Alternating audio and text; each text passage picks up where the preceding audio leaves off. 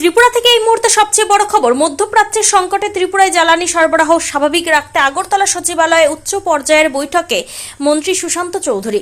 কালোবাজারি রুখতে কড়া হুঁশিয়ারি মন্ত্রীর। মধ্যপ্রাচ্যে সৃষ্ট যুদ্ধের কারণে ও আন্তর্জাতিক সংকটের জেরে ত্রিপুরায় যাতে পেট্রোল, ডিজেল এবং রান্নার গ্যাসের কোনো কৃত্রিম সংকট তৈরি না হয় তা নিশ্চিত করতে আজ আগরতলা মহাকরণে এক জরুরি ও গুরুত্বপূর্ণ বৈঠক অনুষ্ঠিত হয়। এই বৈঠকে পৌরোহিত্য করেন ত্রিপুরার খাদ্য, ভোক্তা কল্যাণ এবং পরিবহন মন্ত্রী সুশান্ত চৌধুরী। বৈঠকে মন্ত্রী সুশান্ত চৌধুরী স্পষ্ট ভাষায় সকল ত্রিপুরাবাসীকে আশ্বস্ত করে জানান যে ত্রিপুরায় বর্তমানে পর্যাপ্ত পরিমাণে পেট্রোপণ্য এবং এলপিজি সিলিন্ডারের মজুদ রয়েছে। আন্তর্জাতিক পরিস্থিতির অজুহাতে ত্রিপুরায় কোনো ধরনের কৃত্রিম সংকট তৈরি বা কালোবাজারি বরদাস্ত করা হবে না। মন্ত্রী জানান, ত্রিপুরায় বর্তমান জ্বালানি ও রান্নার গ্যাসের মজুদ পরিস্থিতি সম্পূর্ণ স্বাভাবিক। ইন্ডিয়ান অয়েল কর্পোরেশন সহ সংশ্লিষ্ট সংস্থাগুলির সাথে সার্বিক যোগাযোগ রাখা হচ্ছে। তাই সাধারণ মানুষকে কোনো ধরনের গুজবে কান না দিয়ে বা আতঙ্কিত হয়ে অতিরিক্ত জ্বালানি সংগ্রহ না করার অনুরোধ জানানো হয়েছে। আন্তর্জাতিক সংকটের সুযোগ নিয়ে যদি কোনো ডিলার বা ব্যবসায়ী পেট্রোপণ্য কিংবা রান্নার গ্যাসের সিলিন্ডার মজুদ বা কালোবাজারি করার চেষ্টা করেন, তবে তার বিরুদ্ধে ভোক্তা সুরক্ষা আইন অনুযায়ী কঠোর আইনি ব্যবস্থা নেওয়া হবে।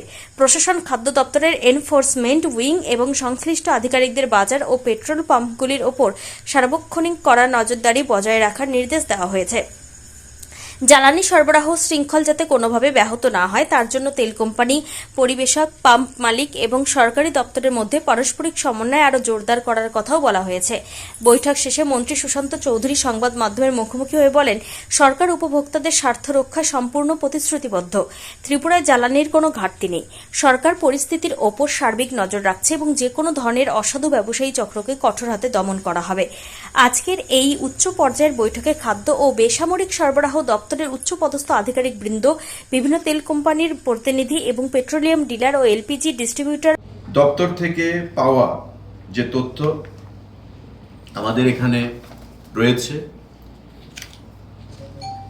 আমাদের পিডিএস পাবলিক ডিস্ট্রিবিউশন সিস্টেম, যা সারা রাজ্যে রেশনিং ব্যবস্থা আমরা বলি, তাতে চাল মজুদ রয়েছে 84 দিনের, গম মজুদ রয়েছে 57 দিন 57 ডেজ, সল্ট আমাদের রয়েছে 7 দিন। আগামীকালকে সল্টের সেখানে রেক চলে আসবে, আমাদের কোয়ান্টিটি চলে আসবে আবার, সুতরাং সল্টেরও কোনো সমস্যা নেই। আমাদের যা স্টক রয়েছে 7 দিন চলবে এবং আগামীকাল বা পরশু আরেকটা কনসাইনমেন্ট আমাদের চলে আসছে, তাতে কোনো সমস্যা নেই। আমাদের সুগার, চিনি 28 দিনের স্টক আমাদের কাছে রয়েছে।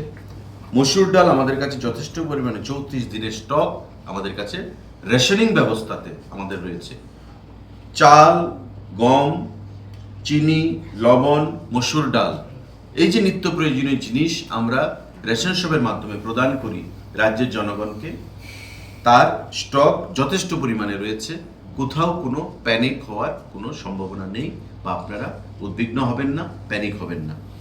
পাশাপাশি আমাদের যে ওপেন মার্কেট বাজারে আমাদের চাল রয়েছে 84 দিনের, ডাল, মসুরি ডাল 38 দিনের, ভোজ্য তেল আমাদের রয়েছে 87 দিনের, এডিবল অয়েল, আমাদের পেঁয়াজ রয়েছে 32 দিনের, পটেটো আমাদের আলু 18 দিনের, আটা আমাদের 37 ডেজ 30 দিনের, চিনি 31 দিনের এবং লবণ আমাদের 122 দিনের স্টক আমাদের কাছে রয়েছে। অর্থাৎ ওপেন মার্কেটে আমরা যদি দেখি, এই যে স্টকটা আরো বেশি পরিমাণে রয়েছে, যেটা সাধারণ জনগণ যে ওপেন মার্কেটের উপর নির্ভরশীল। সুতরাং কোথাও কোনো কালোবাজারি যদি করার চেষ্টা করা হয়, এখানে এসডিএম রয়েছেন সদর, আমাদের জিরানিয়া এবং মোহনপুর, তাদেরকে বলা হয়েছে এবং ডাইরেক্টর ফুডকে আজকের মিটিং থেকে আমরা বলেছি যে উনি সার্কুলার ইস্যু করবে টু অল এসডিএমস, আমাদের মহকুমা ভিত্তিক মহকুমা প্রশাসক এবং এসডিসি যারা রয়েছেন, সাব ডিভিশনাল কন্ট্রোলার, তাদেরকে যে কোথাও কোনো কালোবাজারি, অসাধু ব্যবসায়ী যদি আর্টিফিশিয়াল ক্রাইসিস তৈরি করার চেষ্টা করেন, তবে আইনানুগ ব্যবস্থা তার বিরুদ্ধে নেওয়া হবে, হেভি পেনাল্টি তার বিরুদ্ধে সেখানে গ্রহণ করা হবে সরকারের তরফ থেকে, প্রশাসনের তরফ থেকে।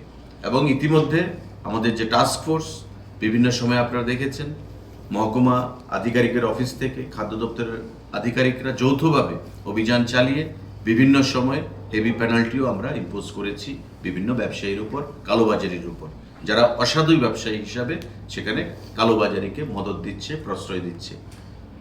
ওপেন মার্কেটে যথেষ্ট পরিমাণ স্টক রয়েছে সমস্ত জিনিসগুলোর।